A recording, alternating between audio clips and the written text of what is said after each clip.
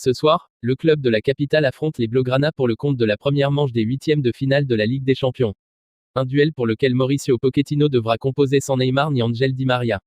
C'est l'heure des retrouvailles au Camp Nou entre le FC Barcelone et le Paris Saint-Germain. 4 ans après le terrible soir de la remontada, les deux grands d'Europe vont à nouveau croiser le fer. Une fois encore dans le cadre des huitièmes de finale de la Ligue des Champions. Une rencontre XXL que les Franciliens ne devront pas rater dans les grandes largeurs afin de conserver une chance pour le match retour au Parc des Princes prévu le 10 mars prochain. Verratti en numéro 10. Préservé depuis plusieurs jours, Keylor Navas serait de retour dans les cages parisiennes. Devant lui, une défense à 4 avec Alessandro Florenzi à droite, la paire Marquinhos Prenel Kimpembe dans l'axe et Levin Kurzawa à gauche.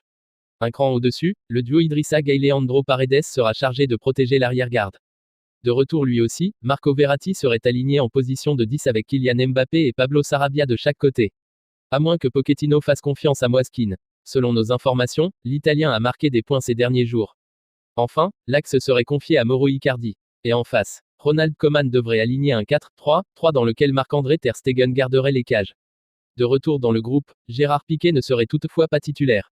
L'arrière-garde catalane serait, en effet, composé de Serginho Dest, Clément Langlais, Samuel Umtiti et Jordi Alba.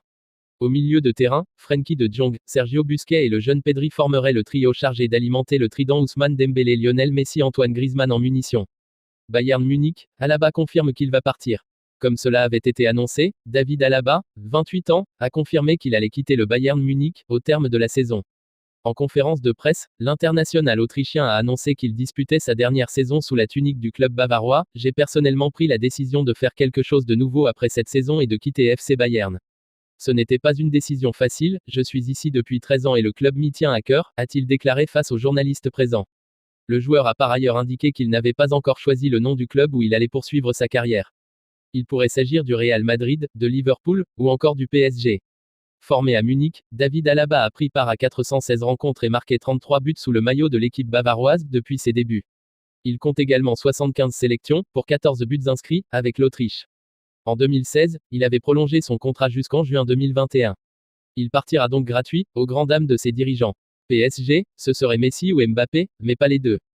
Dominique Sévrac affirme que le PSG n'est pas en mesure d'associer Lionel Messi, 33 ans, à Kylian Mbappé, 22 ans, pour la saison prochaine. L'Argentin ne pourrait donc venir qu'en cas de départ du Français. Sur le site du Parisien, le journaliste a évoqué la possible venue du sextuple Ballon d'Or. Il croit savoir que les Qataris ne l'envisagent qu'en cas de départ de Kylian Mbappé. Si Mbappé part du PSG, Lionel Messi peut venir. C'est le plan de la direction parisienne. Son rêve même partagé, voire initié à Doha, où les décisions stratégiques et financières se prennent quant au présent et à l'avenir du club de la capitale. Messi, seul lot de consolation capable de sécher les larmes d'un émir du Qatar qui ne veut pas se résoudre au départ du Français, a-t-il confié. La saison prochaine, ce sera donc Mbappé ou Messi. Les deux joueurs ne pourront pas être associés, économiquement et stratégiquement. Paris ne peut se permettre d'agréger Messi à Mbappé et déjà Neymar, plus gros salaire du club, appelé à le rester quand il va prochainement rallonger son bail. La saison prochaine, ce sera donc Mbappé ou Messi, à condition évidemment que le génie argentin émette la volonté de rejoindre la Ligue 1 où il retrouverait son complice brésilien, a-t-il poursuivi. Pour rappel, le contrat de l'Argentin avec le Barça prendra fin en juin prochain. Seul Manchester City et le PSG disposeraient des ressources pour l'attirer.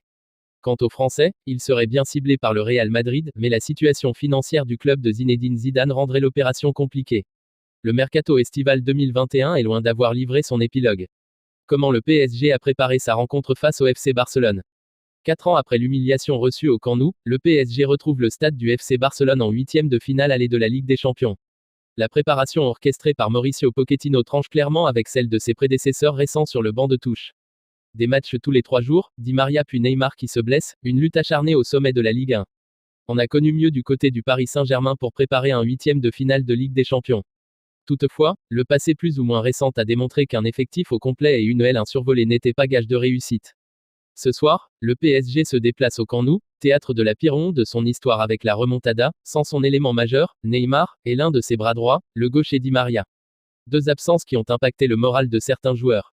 Dans l'esprit de plusieurs éléments, le but est de limiter les dégâts à Barcelone, en espérant tout jouer sur le match retour. Toutefois, le pessimisme entourant la présence de Neymar au match retour n'autorise pas non plus les rêves les plus fous. Cependant, l'absence du Brésilien n'a pas altéré le professionnalisme de ses coéquipiers. D'ailleurs, depuis le tirage au sort, certains d'entre eux se sont sérieusement penchés sur leur adversaire et ont épluché les rencontres des Catalans, pour y récolter un maximum d'infos. Real Madrid, Vinicius s'est excusé après la polémique du téléphone. Real Madrid, Vinicius s'est excusé après la polémique du téléphone. Ce sont des faits qui remontent au mois d'août dernier. Le Real Madrid affrontait Manchester City en Ligue des Champions à l'Etihad Stadium.